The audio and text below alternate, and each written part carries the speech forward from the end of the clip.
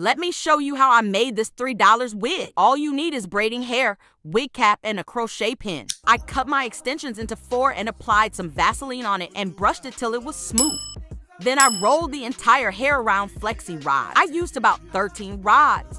Then deep the extensions in hot water for 3 minutes. I took it out and allowed it to dry out completely. It came out all nice and sleek. I removed it from the flexi rods to split the curls into 2. Next, I wore the wig cap on my mannequin model. Ignore my dull edges, please. So, I started crocheting the hair in the cap row by row.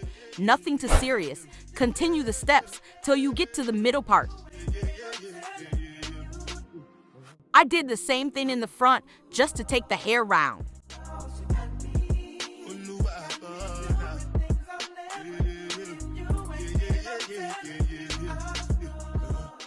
For the front layers, I cut the hair into 2 for me achieve a fringe-like look, and I also switched to a smaller crochet pin since I'm taking the hair in bits. So I just took the hair in circles to close the opening till it was completed filled up. If you don't like this hair color, guys, you can use any preferred color of your choice. This is what it looked like after. The last step is to trim it a little bit.